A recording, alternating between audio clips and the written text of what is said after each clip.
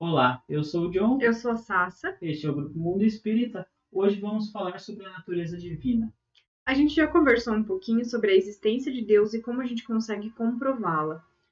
Mas a gente precisa entender um pouquinho mais da natureza de Deus. E como a nossa inteligência é muito limitada, a gente precisa tentar entender de alguma forma, né? Criar certos parâmetros para que a gente consiga entender Deus. E através das obras da criação de Deus, a gente consegue analisar essas obras e perceber alguns parâmetros, como diz a Sassa, alguns atributos que não seriam Deus, que não caberiam a Deus, e dessa forma, contradizendo esses atributos, a gente consegue chegar em quais atributos realmente são de Deus. O que é um atributo, né? É algo que é peculiar, particular, próprio de algo ou alguém. Então, um atributo de Deus é algo que é particular, peculiar e próprio de Deus, né? Deus é desta forma.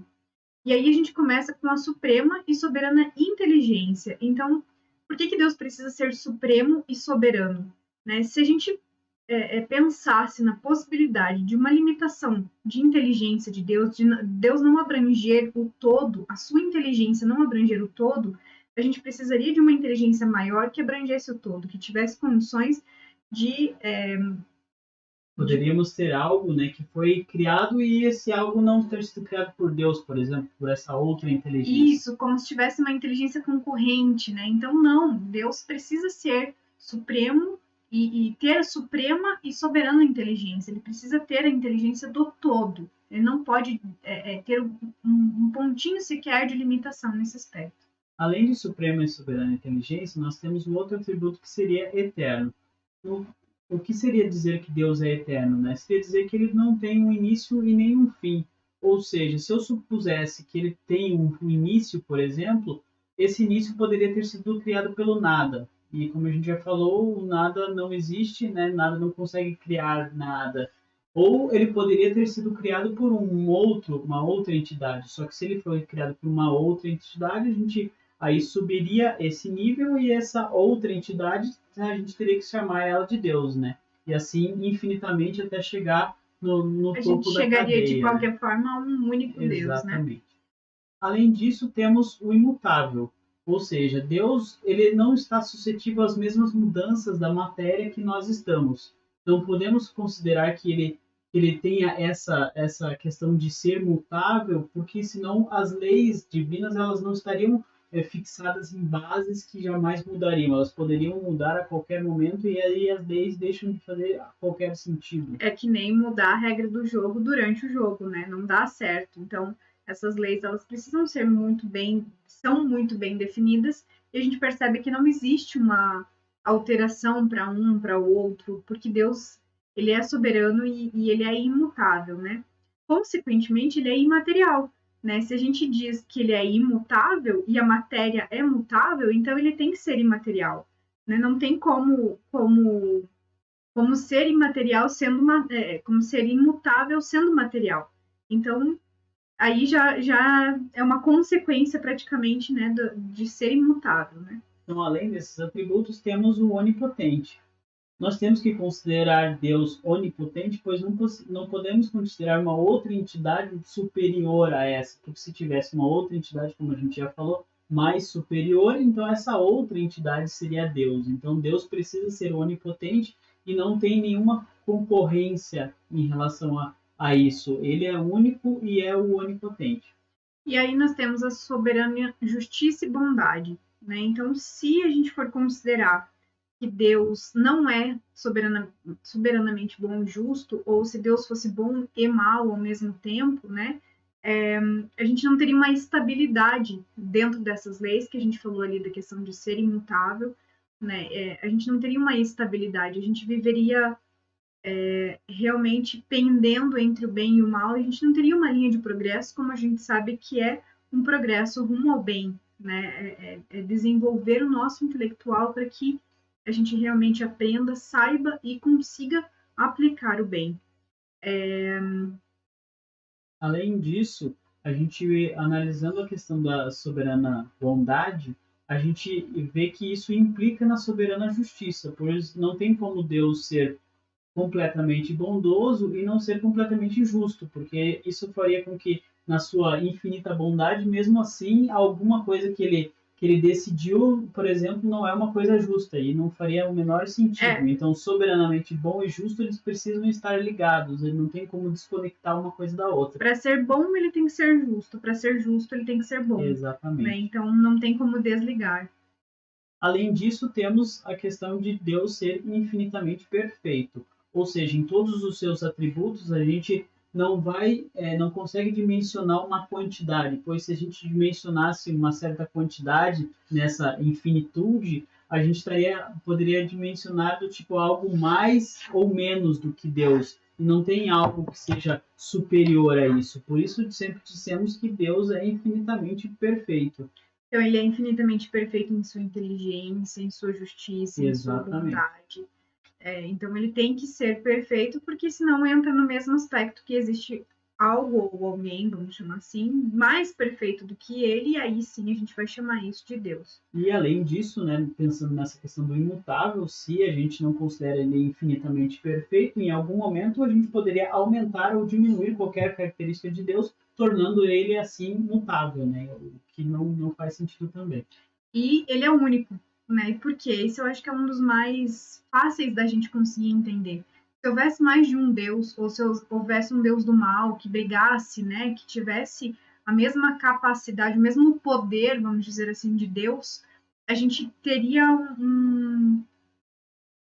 a gente não teria essas perfeições infinitas, né? Deus não seria infinitamente perfeito e a gente também viveria nessa instabilidade. Então, como Deus é imaterial e imutável, ele é o único, né? Ele é o único. A gente só tem um caminho a seguir e é ele quem, se houvesse essa divisão, né, entre dois deuses, a gente teria que ter um maior que criou o Deus do bem e o Deus do mal, e esse Deus maior seria Deus, seria o único Deus. Exatamente. Por isso a gente está considerando os dois no mesmo patamar, não tem um melhor que o outro. Sendo que não tem um melhor que o outro, alguém precisaria ter criado o outro. E nesse caso, haveria de ter um terceiro, que aí sim nós chamaremos de Deus de novo, que é o que criou os outros dois. Né? Em muitas religiões a gente percebe vários deuses, né? Por exemplo, no hinduísmo e até nas religiões pagãs antigas, né? Que criam, Uhum. né? Que acreditavam em mais de um Deus. E, e essa questão de acreditar em mais de um Deus também mostrava que tinham deuses mais poderosos uns do que os outros, né? Mas assim, sempre tinha um Deus que estava, era o Deus dos deuses, vamos dizer assim, né? Então sempre vai ter um ser superior que vai coordenar, vamos dizer assim, né? Sempre vai ter algo superior para coordenar todas aquelas inteligências dispersas, porque daí cada um tem a sua opinião, cada um tem a sua vontade, e Deus ele precisa ser imparcial para ser bom e justo, e por aí vai, né? Então, para a gente conseguir complementar todos os atributos de Deus, ele precisa ser único. E Então, além dessa questão de a gente entender os atributos de Deus, agora a gente vai para uma outra questão que é o porquê a gente precisa desse entendimento. Para que serve entender os atributos de Deus? O que nos ajuda, enquanto Espiritismo, entender esses atributos de Deus? Olha, se a gente analisar todas as obras, se a gente fazer uma leitura aprofundada de cada obra, sempre a gente vai se basear por situações aonde a gente vai ter que voltar nos atributos de Deus para conseguir entender determinados trechos, ou até mesmo quando a gente fala de uma comunicação. A gente se perguntar, mas essa comunicação faz sentido ou não? Como é que a gente descobre se faz sentido ou não? Olhando para os atributos de Deus tal comunicação ou tal trecho faz sentido em relação aos atributos de Deus, determinada situação faz sentido, então ok. Não faz sentido, então para isso que a gente precisa ter essa base bem definida do que seria Deus e quais são os atributos de Deus. muitas vezes a gente vai encontrar na doutrina, né, alguma comunicação falando, por exemplo, assim, eu fui castigada por Deus porque eu fiz isso de errado, ou eu recebi não um milagre, mas é um favor de Deus, né? Então, assim, não é que Deus em pessoa vá lá e vai castigar, ou vai lá e vai dar um favor. São suas leis, suas consequências, que estão dentro de todos esses atributos. Então, muitas vezes, para a gente analisar essas comunicações, a gente precisa voltar aos atributos e analisar, bom, isso que a pessoa falou aqui de, Deus concedeu um favor, não é bem assim que acontece, e tentar entender esse contexto. Porque se a gente sabe que Deus é soberanamente bom e justo, e ele concede favores a uns e não a outros, ele já deixaria de ser justo, né? Então a gente tem que entender o contexto que tudo isso se passa, e muitas vezes o que se acredita ser um favor de Deus é algo favorável que você mesmo fez como consequência do teu livre-arbítrio para que você conseguisse executar naquele momento. Então a gente tem que entender, a gente tem que aprender a interpretar isso, todas as comunicações e todas as leis, olhando sempre para os atributos de Deus. Por isso, os atributos de Deus são tão importantes. Então, para esse vídeo seria isso que a gente gostaria de falar. Se ficar com alguma dúvida, por favor, coloquem aí nos comentários. Falem a respeito dos atributos de Deus, o que vocês acham, se vocês concordam, se vocês discordam, se vocês veem de uma forma diferente. E sempre lembrando de curtir, compartilhar nossos vídeos, de seguir o nosso canal, ativar aí as notificações para você que está novo no nosso canal. Assim você fica sabendo dos nossos vídeos e pode nos acompanhar. E ajuda a gente a divulgar a doutrina espírita para mais pessoas. Muito obrigada e até o próximo vídeo. Obrigado.